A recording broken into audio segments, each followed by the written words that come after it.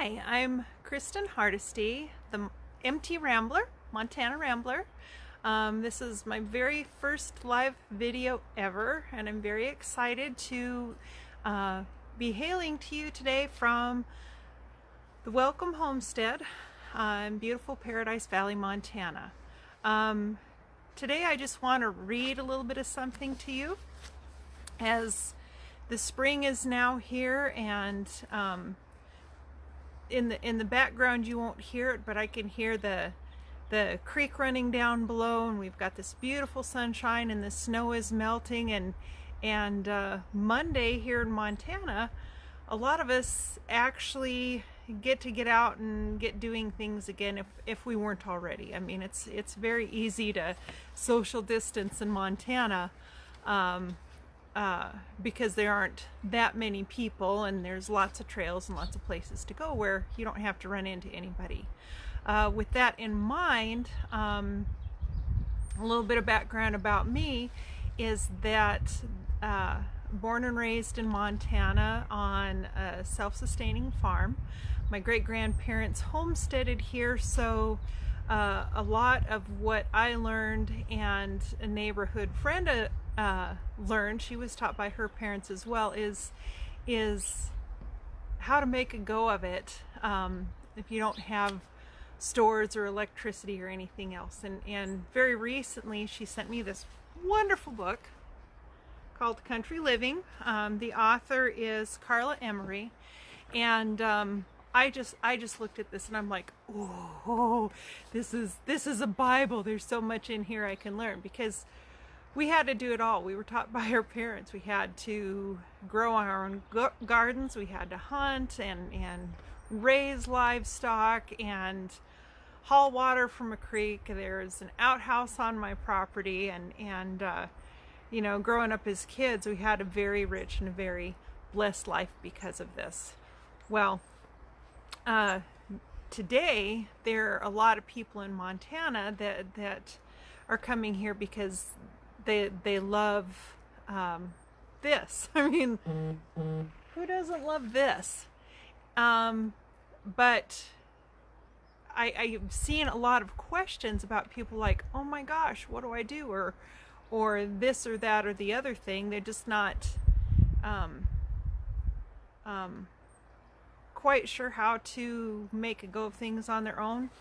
Well, today's reading is for those folks. So if you're getting out and you're getting hiking, somebody tells you, make sure you check for ticks.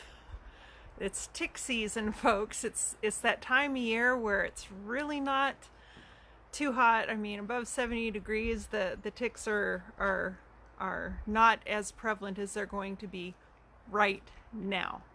So I'm going to read a little bit to you from this amazing book. If you want to learn how the homesteaders did it, or my great grandparents did it, it's here. Okay, so I'm going to read to you. As soon as I get on the right page. So we're going to talk about tick season, and why should I be worried about ticks? Well, Rocky Mountain spotted fever is one reason why. Lyme disease is another. I mean, you get the ticks on you and you don't check them and you don't take them off. You get bit by a tick and you can get something. What we're going to read about today is Lyme disease. So, when I say I, by the way, this is the author, Carla Emery, speaking to us. So, I is her. Lyme disease. When I started this book 25 years ago, I had never heard of AIDS or Lyme disease. Now I know a brave young divorced woman in Spokane, Washington, who is dying from AIDS. She used to live for her backpacking weekends into the woods. Her beloved 12-year-old only child, a daughter, is crippled from Lyme disease. Times change, and not always for the better. Both of those are new diseases, arrived since the first edition of this book. Lyme disease was first identified in 1978. and then it goes on to discuss where is Lyme disease. Well, Lyme disease is in Montana. We can get it here from our friendly little blood-sucking pests. So, and I'm just going to skip to the next page and go to prevention, because a lot of you are going to want to know what to do about it and how to prevent it. Well, if you're going out and you're going for hikes, odds are you're going to get a tick on you right now, and you may not find it. So, how to prevent it? Here's what Merrill, public health people, and the New York Times advise. When in woods, brush or tall grass, wear socks, shoes, pants with bottoms tucked into shoes, and a tucked-in shirt with a snug collar, long sleeves and cuffs. Merrill. Wear light-colored clothes so that dark-colored ticks are easier to spot. Avoid brush and leaf litter. So what that means, unless you're out looking for morel mushrooms and elk antler shed, is stay on the trails and again, check for ticks. And the light clothes or light skin are probably going to help you do that. 2, apply insect repellent containing DEET to exposed skin and socks, lower pant leg, sleeve cuffs, and collar. Reapply as needed. For children, apply repellent to clothing, but not the skin. Don't put the DEET on their skin. 3, after an outing, shower to wash away unattached ticks. Unattached ticks. Ew. Doesn't that sound creepy? Okay, shower to wash away unattached ticks. Where was I? I lost my spot. Merrill. Ticks wander around the body for several hours looking for a choice spot to set up camp. So if you take a shower as soon as you return home, giving special attention to warm and furry areas.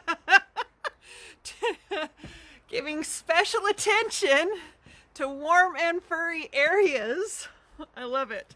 Chances are good for flushing them to tick heaven. Do a daily full body exam on people and pets, keeping in mind that Lyme ticks are the size of a pinhead before feeding. Merrill. Shower, inspect children.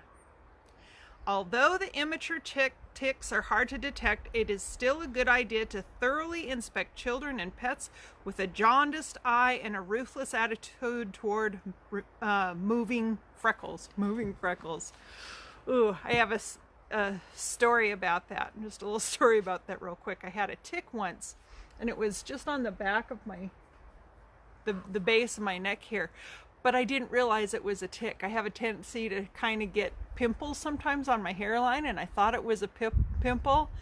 And let me tell you what, that bugger was dug in good. So I'm hoping in these instructions soon, it's going to tell us how to remove attached ticks too. So let's see, let's find out. Number 4, remove all ticks promptly with fine point tweezers placed on the mouth parts of the tick. What if it's on the back of your neck and you can't see the mouth parts? Kristen, you're getting distracted. Get back to the read. Okay, remove all ticks promptly with fine point tweezers placed on the mouth parts of the tick, not the head or body, as close to the skin as possible. Wash the body area where the tick was and swab with alcohol. Number 5. Make your yard inhospitable to ticks, removing leaf litter and keeping soil relatively dry. Clean up borders, use an insecticide once or twice per summer to treat the yard edge and a little way into adjacent wooded areas. Keep deer out of your yard. Oh my gosh. I can't keep deer off my deck. Watch for the bullseye lesion. Red with a clearing in the center that may follow infection. If you suspect infection, get medical help promptly. Now here's what Carla advises. Number 1, give up woodsy outings in tick season. I can't do that, but if you can, give it up. Eat venison. Oh my God, I love this. Okay, I love venison, but all right, here we go. Eat venison. Deer hunting needs to get extremely popular in Lyme areas because that's the best way to break the spirochete's life cycle, aside from using pesticides on your yard, land, children, and self. You won't have Lyme ticks where you don't have deer. Let me tell you what, I love me some venison stroganoff. So, I didn't read it in this book, and I don't want to take any more of your time, but do your research. So if a tick is attached, and what I've been taught, and it's been effective to get them to back out, is to put some oil, some Vaseline over the site or something. So, because you don't want to remove the tick with the tweezers, say you don't know where the mouth is or anything, and it doesn't back out, use some oil. Use some oil, olive oil should work, or whatever. And what happens by doing that, and I believe it's the tick, by doing that, is you're suffocating them, and they're going to back out. They're going to back out of your skin to get a breath. And I have used that before on my dogs, and it's worked just fine. So that's going to be enough of the episode for today from the Welcome Homestead. And occasionally, hopefully once a week, from the Country Living book, courtesy of Carla Emery, and my very, very dear friend that I grew up with. She's a sister from another mister to me, who still lives this self-sustaining lifestyle here in Montana and is willing to share her wealth and her knowledge and remind me of my heritage. Okay. Thank you very much for joining me today, and we'll talk to you again soon.